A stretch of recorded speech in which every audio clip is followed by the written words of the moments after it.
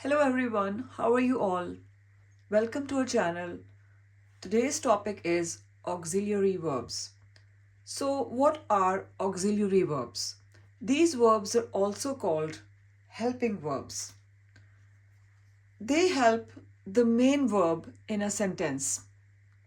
They do not stand alone. They work with another verb to show time, possibility, ability, or the way an action happens. In short, an auxiliary verb helps the main verb make the meaning clear. There are two main types of auxiliary verbs. First one is primary auxiliary verbs and the second is modal auxiliary verbs. So, what are the primary auxiliary verbs? These verbs help form different tenses, questions, and negatives. They are divided into three subtypes. These primary auxiliary verbs are further divided into three subtypes, and those subtypes are be, have, and do. The first subtype or subgroup of primary auxiliary verbs is be verbs. So, what are the be verbs? Am, is, are, was, were, be, being, been. These all are be verbs. Why do we call them be verbs? Be means to exist or to be in a certain state. Be is like the root word, the base word.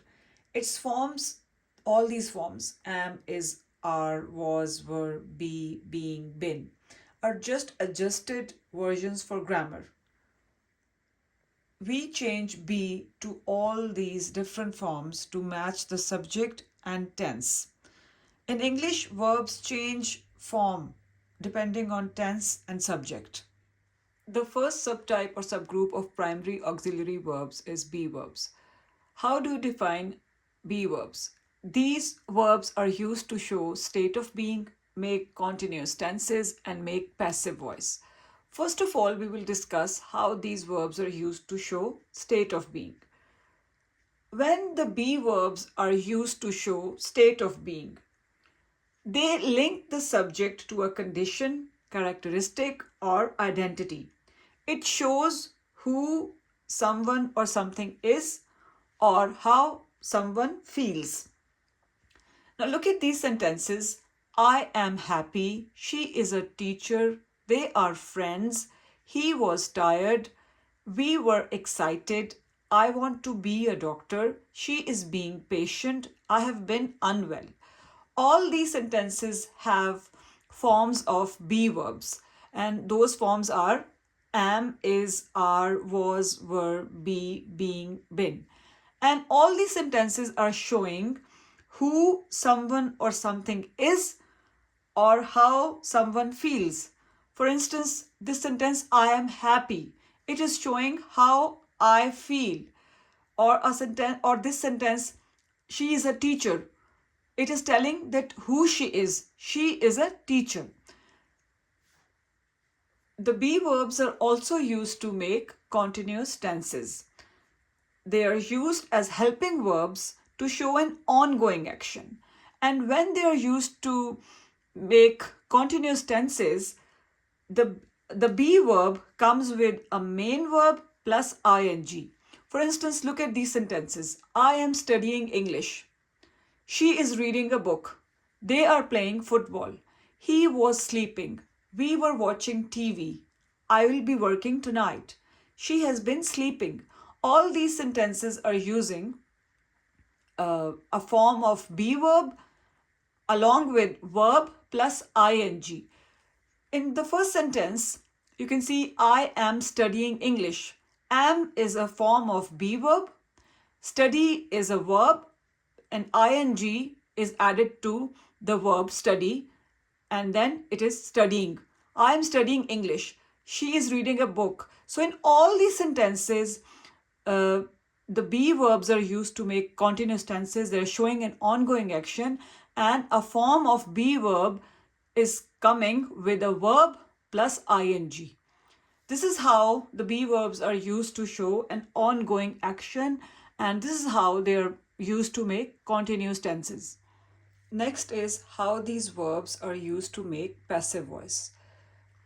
So when these verbs are used to make passive voice, they are used as helping verbs to show that the subject receives the action instead of doing it.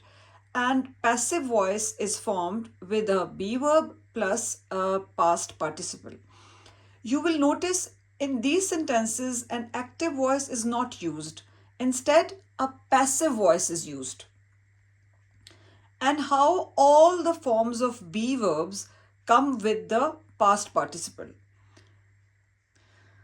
The word invited is the past participle of the word invite. The word respected is the past participle of the word respect.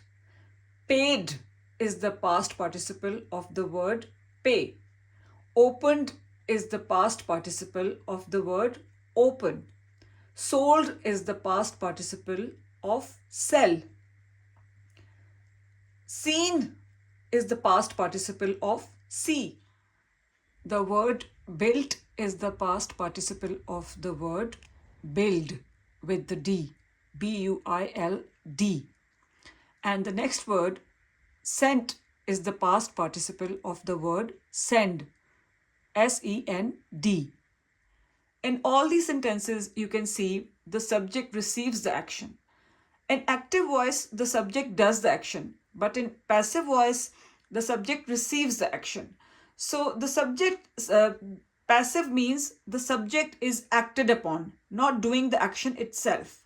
In the first sentence, I am invited. I is the subject and subject receives the action. How? That I am being invited to something. I am not doing the inviting. Someone invites me. So I receive the action.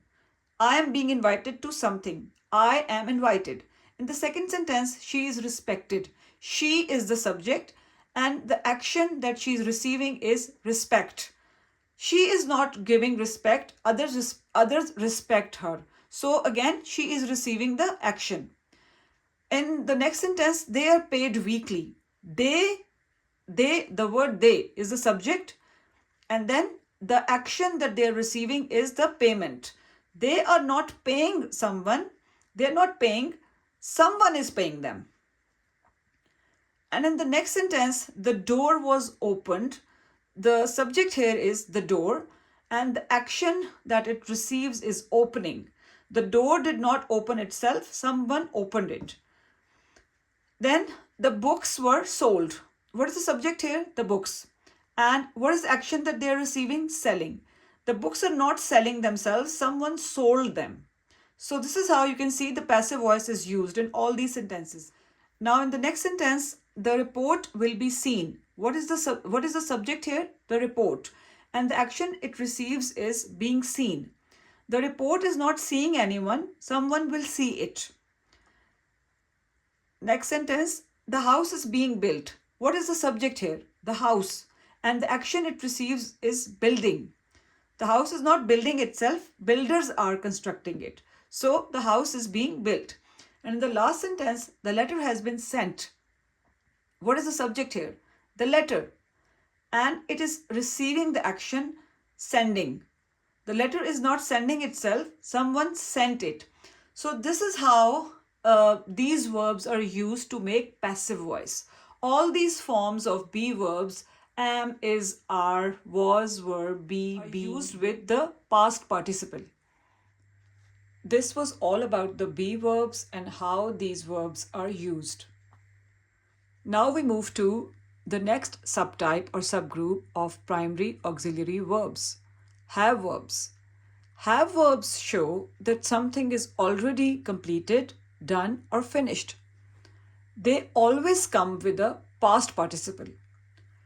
A past participle is the third form of the verb. The forms of have verbs are have, has, and had. Have verbs show that something is already completed or done. Nothing is happening right now. Whatever the task was, it is done. It is finished. Now look at these sentences. I have finished my homework. She has eaten the chocolate. He had left the room. I have finished my homework. The homework is already done. It's already finished. It's not in the process of getting finished. It's already finished. She has eaten the chocolate. The chocolate is already finished. It has been eaten by her, already eaten by her. He had left the room. He is not leaving. He's not in the process of leaving. He has already left the room. So when we use have verbs, we should know that these have verbs always come with a past participle. Look at these words: finished, eaten, and left. Finished is the past participle of finish. Eaten is the past participle of eat. And left is the past participle of leave. So the third subtype or subgroup of primary auxiliary verbs is do verbs. These verbs are used for three main purposes: to make questions, to make negative sentences, or to add emphasis. These verbs come before the main verb in a sentence. Forms of do verbs are do, does, and did. Look at these examples. In these sentences, do verbs are helping us make questions. Do you like tea? Does he play football?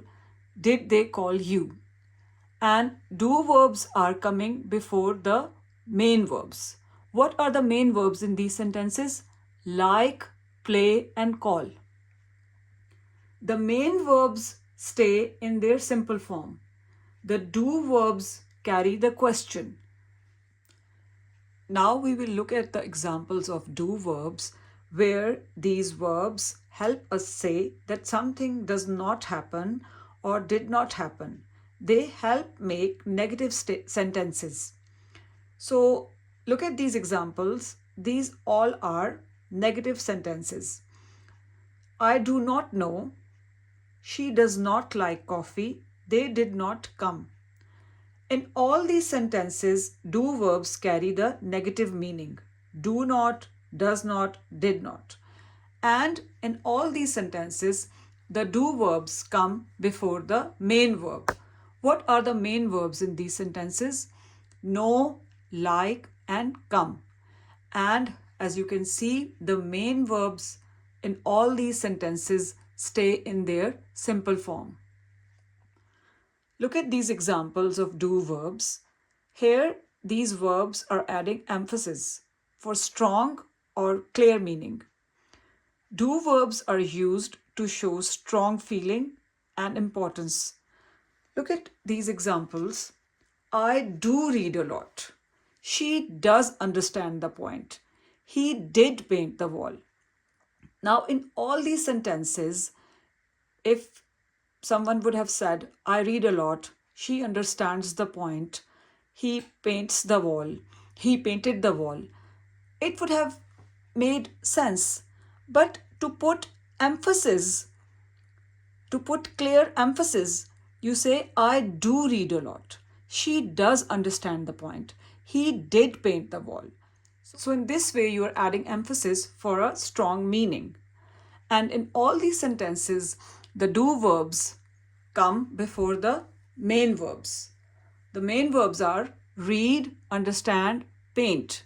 And again, the main verbs stay in their simple form. And do verbs show strong emphasis. Today you have learned all about the primary auxiliary verbs. You learned about the subgroups of primary auxiliary verbs, be verbs, have verbs, and do verbs, and how each of the subgroups differs from the other. I hope you enjoyed learning about the first type of auxiliary verbs. In the next video, we will discuss the modal auxiliary verbs. Till then, stay tuned, like this video, subscribe to our channel. Take care of yourselves. Bye-bye.